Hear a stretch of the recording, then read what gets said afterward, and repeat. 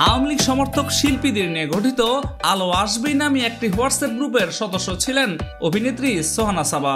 গ্রুপের সদস্যরা বৈষম্য বিরোধী ছাত্র আন্দোলনের বিপক্ষে অবস্থান নিয়েছিলেন, তবে কেউ ছিলেন আবার মৌন ভূমিকায়।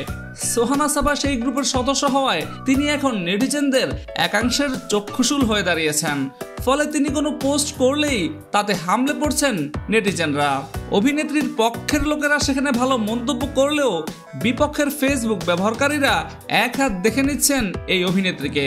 রোববার ফেসবুকে একটি ছবি দিয়েছিলেন সাবা। ক্যাপশনে তিনি লিখেছেন, কেউ থামায়নি ইতিহাসের পথে চলা, যুদ্ধ জয়ের গল্পে আগামীর আশা জ্বলা, জানি বাধা আসবে তবু থামবো না কোনোদিন, দেশের জন্য আলো আনবই আমরা সেই দিন।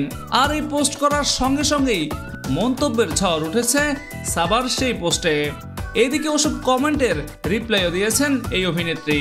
মিশ্র মন্তব্যের প্রতিউত্তরে সোহানা লিখেছেন, আরও সুন্দর সুন্দর কমেন্ট পোস্ট করুন, অলরেডি 10 জনকে রিপোর্ট সহ ব্লক লিস্টে পাঠিয়ে দিয়েছি।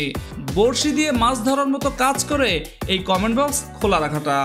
এর আগে দেওয়া এক ফেসবুক পোস্টে সাবা লিখেছিলেন, ভেবেছিলাম সামনে অন্ধকার ঘন, দেখেছিলাম অশনি সংকেত ও রণসমুদয় পাল্টানো এই উপত্যকায় নিজেকে ভুল প্রমাণ করে তবু বিশ্বাস করতে চাই আলো আসবেই।